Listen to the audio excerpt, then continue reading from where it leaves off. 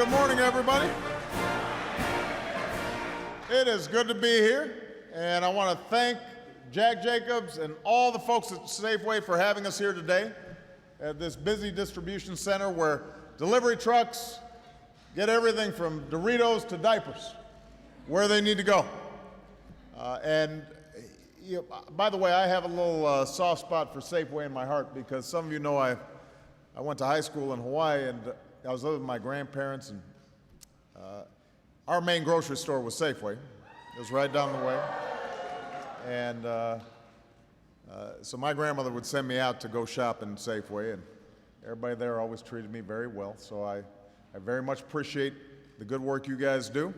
And I want to thank all the workers and business people and labor leaders and environmental leaders who are here today as we take another big step to grow our economy and reduce America's dependence on foreign oil. Now, in my State of the Union address, I said that this would be a year of action, and I meant it. So over the past 3 weeks, I've acted to require federal contractors to pay their employees a fair wage of at least $10.10 an hour, because we believe in a higher minimum wage. I've ordered an across-the-board reform of job training programs so we can train workers with the skills that employers actually need and match them to the good jobs that are out there right now needing to be filled. I directed the Treasury Secretary to create something we're calling My RA. It's a new way to help working Americans start saving for retirement. And we brought together business leaders who've committed to helping more unemployed Americans find work no matter how long they've been looking. So the point is, I'm eager to work with Congress wherever I can, but whenever I can act on my own to expand opportunity for more Americans and help build our middle class, I'm going to do that. And all of you, I think, understand that although the economy's been doing better, we've spent the past 5 years fighting our way back from the worst recessions of our lifetimes. Now the economy's growing. Our businesses have created over 8.5 million new jobs over the past 4 years. The unemployment rate's actually the lowest it's been in over 5 years. But the trends, the long-term trends that have hurt middle-class families for decades have continued. Folks at the top doing better than ever before. Average wages and incomes have barely budged. Too many Americans are working harder than ever just to keep up. So our job is to not only get the economy growing, but also to reverse these trends and make sure that everybody can succeed. We've got to build an economy that works for everybody, not just the fortunate few. Opportunity for all. That's the essence of America. No matter who you are, no matter where you come from, no matter how you start out, if you're willing to work hard and take responsibility, you can succeed. So I've laid out an opportunity agenda to help us do that. Part one is create more new jobs that pay good wages. Jobs in manufacturing, energy, exports, innovation. Part two, we got to train folks with the skills they need to fill those jobs. Part three, we got to guarantee every child access to a world-class education. Part four is making sure that the economy rewards hard work with equal pay for equal work and wages you can live on, savings you can retire on, health insurance you can count on that's there when you need it. Now, there are very few factors that are helping grow our economy more, bringing more good jobs back to America, than our commitment to American manufacturing and American energy. And that's why we're here today. 5 years ago, we set out to break our dependence on foreign oil. And today, America is closer to energy independence than we've been in decades. For the first time in nearly 20 years, America produces more oil here at home than we buy from other countries. Our levels of dangerous carbon pollution that contributes to climate change has actually gone down even as our production has gone up. And one of the reasons why is because we dedicated ourselves to manufacturing new cars and new trucks that go farther on a gallon of gas. And that saves families money, it cuts down harmful pollution, and it creates new advances in American technology. So for decades, the fuel efficiency standards of our cars and trucks was stuck in neutral. even as other kinds of technology leapt forward. And that left families and businesses and our economy vulnerable to fluctuations in oil prices. Every time oil prices shot up, the economy got hurt. Our automakers were in danger of being left in the dust by foreign automakers. Carbon pollution was going unchecked, which was having severe impacts on our weather. And that's why after taking office, my administration worked with automakers, auto workers, environmental advocates, and states across the country, and we set in motion the first ever national policy aimed at both increasing gas mileage and decreasing greenhouse gas pollution for all new cars and trucks sold in the United States. And as our automakers retooled and prepared to start making the world's best cars again, we aimed to raise fuel economy standards to 35.5 miles per gallon for a new vehicle by 2016. Yeah, wow. That was an increase of more than 8 miles per gallon over what cars had averaged at the time. And what we were clear about was, if you set a rule, if you set a clear goal, we would give our companies the certainty that they needed to innovate and outbuild the rest of the world. They could figure it out if they had a goal that they were trying to reach. And thanks to their ingenuity and hard work, we're going to meet that goal. 2 years later, we've already seen enormous progress. And we're building on that progress by setting an even more ambitious target. We're going to double the distance our cars and light trucks can go on a gallon of gas by 2025. We're going to double it. And that means, that's big news. Because what it means is, you got to fill up every 2 weeks instead of every week. And that saves the typical family more than $8,000 at the pump over time. I'm assuming you can use $8,000 that you're not paying at the gas station. And in the process, it cuts American oil consumption by 12 billion barrels. So we let the automakers decide how they were going to do it. We set the goal, we said, go figure it out. And they invested in innovative and cost-effective technologies. And some are already making cars that beat the target of nearly 55 miles per gallon. They've got plug-in hybrids, they've got electric vehicles, they're taking advantage of the investments that the Recovery Act made in American advances in battery technology, so cars are getting better and they're getting more fuel efficient all the time. And for anybody who said this couldn't be done or that it would hurt the American auto industry, the American auto industry sold more cars last year than any time since 2007. And since we stepped in to help our automakers retool,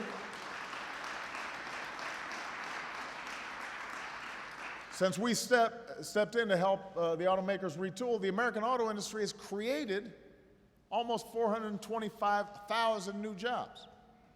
So we raised fuel efficiency, helped consumers, helped improve air quality, and we're making better cars than ever, and the automakers are hiring folks again for good jobs all across the country. More plants are running.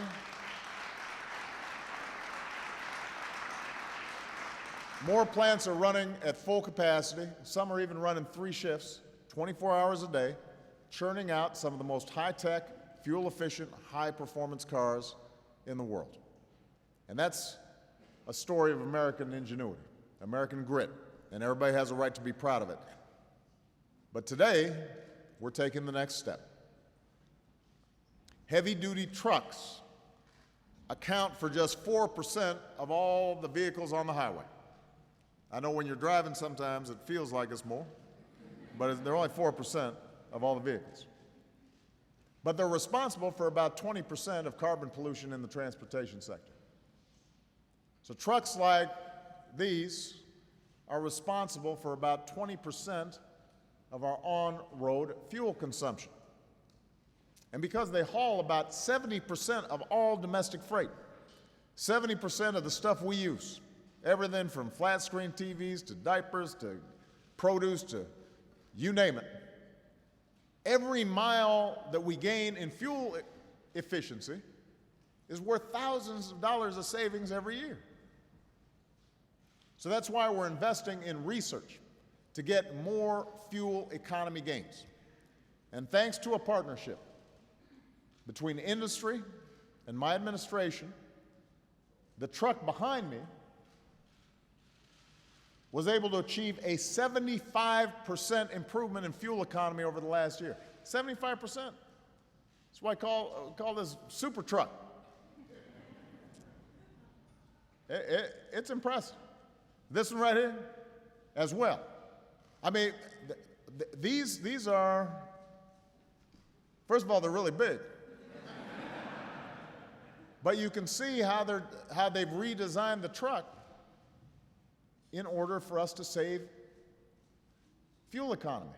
And improving gas mileage for these trucks are going to drive down our oil imports even further. That reduces carbon pollution even more, cuts down on businesses' fuel costs, which should pay off in lower prices for consumers. So it's not just a win-win, it's a win-win-win. Got three wins.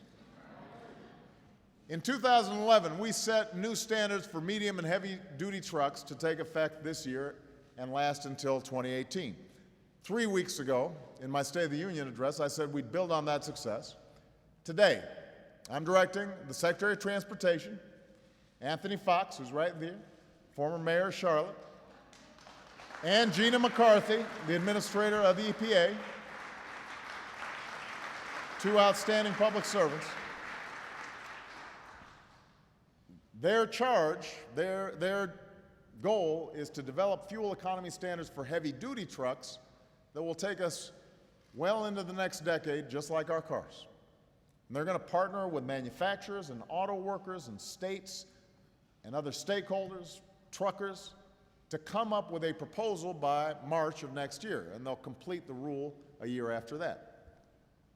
And businesses that buy these types of trucks have sent a clear message to the nearly 30,000 workers who build them. We want trucks that use less oil, save more money, cut pollution. So far, 23 companies have joined our National Clean Fleets Partnership to reduce their oil consumption or replace their old fleets of trucks with more fuel-efficient models. And collectively, they operate about 1 million commercial vehicles nationwide. So there's a lot of companies, and some of them are competitors. And if rivals like PepsiCo and Coca-Cola, or UPS and FedEx, or AT&T and Verizon, if they can join together on this, then maybe Democrats and Republicans can do the same. Maybe Democrats and Republicans can get together. So when you see these companies' new electric or natural gas-powered delivery or garbage trucks, it's due to this partnership. And the reason we're here is because Safeway was an early leader on this issue. By improving the aerodynamics of its trucks, investing in larger trailers, more efficient tires, Safeway's improved its own fuel efficiency, and the results are so solid that Safeway now encourages all the companies it hires to ship its products to do the same. So to help our businesses and manufacturers meet this new goal, we're offering new tax credits, both for companies that manufacture heavy-duty alternative fuel vehicles and those that build fuel infrastructure so that trucks running on biodiesel or natural gas or hybrid electric technology, they'll have more places to fill up. Let me say this, the goal we're setting is ambitious. But these are areas where ambition has worked out really well for us so far. Don't make small plans, make big plans. And anybody who had dire predictions for the auto industry said we couldn't do it, manufacturers couldn't bring jobs back to America. Every time they say that, they're proven wrong. Every time somebody says you can't grow the economy while bringing down pollution, it's turned out they've been wrong. Anybody who says we can't compete when it comes to clean energy technologies like solar and wind, they've had to eat those words.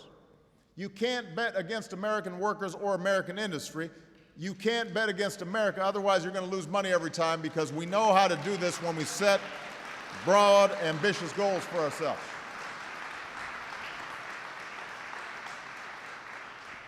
So from day one, we've known we had to rebuild our economy and transition to a clean energy future, and we knew it wouldn't be easy or quick. And we've got a lot of work to do on both counts. But the economy's growing. We're creating jobs. We're generating more clean energy. We're cutting our dependence on foreign oil. We're pumping out less dangerous carbon pollution. If we keep going down this road, then we're going to have a future full of good-paying jobs. We've got assembly lines that are humming with the components of a clean energy age. We got more of the best trucks and cars in the world designed and engineered and made in America. If we keep on going, we're going to leave a better future for our children. And I'm proud of Safeway and all its workers for helping to show us the way. If it can be done here, it can be done all across the country. So congratulations to all of you. Thank you, and God bless you. God bless America.